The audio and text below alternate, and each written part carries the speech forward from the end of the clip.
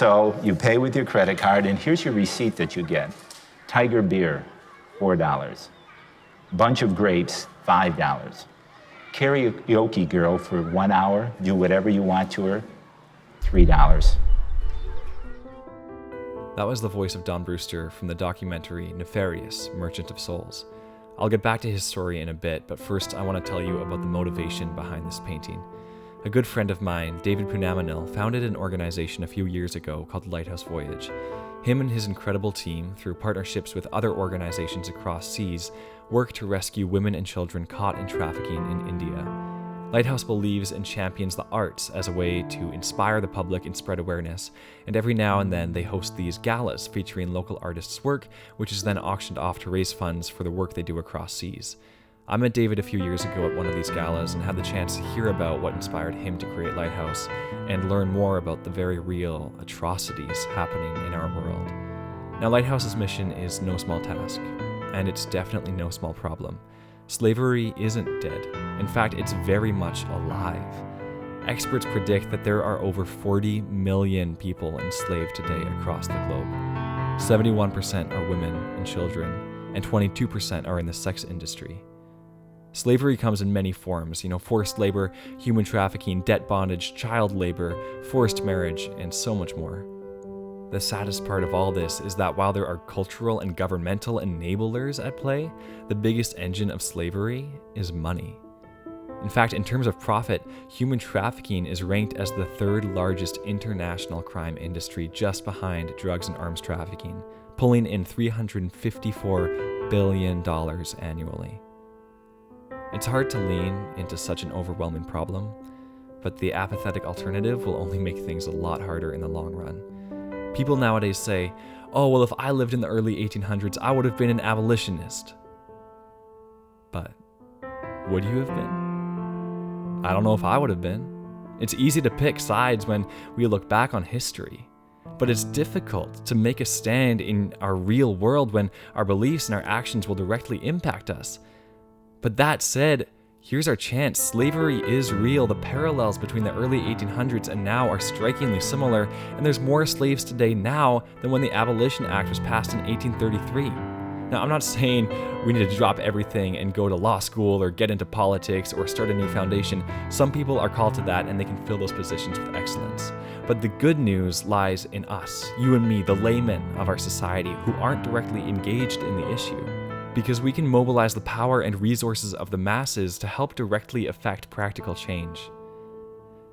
There are people every day that get raped for money. Their identity is stripped away from them in breaking houses, and they're trapped in a truly nefarious system of psychological, emotional, and physical bondage. It's a tragic reality, but you can help.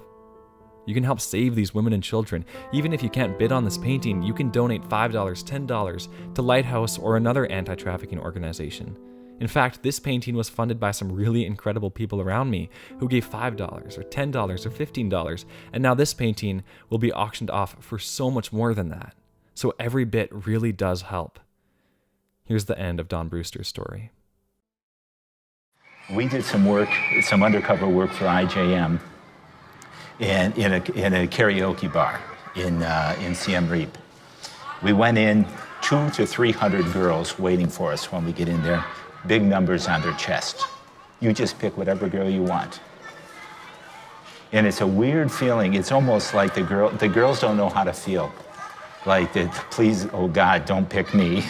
Versus, if you don't pick me, how am I gonna have any money? How am I gonna take care of my family? It must be hell that they have to go through. But you walk into the place and the manager comes up to you and he says, I want you to know, when in the karaoke room, you can do anything you want to the girl. You can touch her, you can kiss her, whatever you want to do, but you can't have sex before you negotiate a price. Now you get into this karaoke room, gigantic flat screen TV, a high-tech karaoke system with over 2,000 songs in English, 6 cordless mics, beautifully appointed, private bath, 80 rooms like that in this place. This guy owns 8 places like this. That's 16 to 2,400 girls, and we estimate, and we're conservative, that at least a third of them were underage. So you choose your girl, you go to the room, and a woman comes in to police the room. But people would think she comes to protect the girls. She comes to make sure the girls are going after the men, that they're cuddling up to the men, that they're getting the guys to want to have sex, to pay for the big bucks for sex. So we get ready to leave, and I can pay with my credit card, okay? So you pay with your credit card, and here's your receipt that you get. Tiger beer, $4. Bunch of grapes, $5. Karaoke girl for 1 hour, do whatever you want to her, $3. Well, we're getting ready to leave, right? And one of the girls with one of the other guys doesn't want to go. And so she starts running away. Now, we've already paid. She starts to run away. The manager goes, gets her. I mean, literally, as close as you can get to without beating her, screaming at her that she needs to go with us and do whatever we say and smile all the time. So my wife and the counselors talk with them and say, you know, we have a place you can get out of this. We have a place where you can come and we can make sure you get healthy and you'll get good food, you'll get an education. We can help you to have a brand new life. And the three of the girls that we had just wept. They think that there was that opportunity. There was only one thing we needed to do to be able to take them. They needed their mothers to say it was okay. We called all three moms said no. All three mothers said, no, we're not gonna, they can't do it, we need the money. We told them, we'll give you money. We'll actually give you a loan to start your own business. We'll provide all the things you need with it.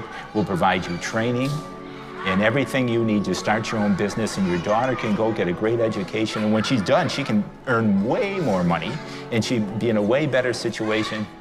Even after all that, all three mothers said no. And so we had to drive those girls back to the karaoke bar. I just can't imagine what that must have been like. Could you speak into that or explain that, what that was like? I don't think so. You know, I mean, I can't. You know, I can't explain it. I can tell you this, that I can't get the pictures, those girls' faces out of my mind still today, and I don't imagine that I ever will.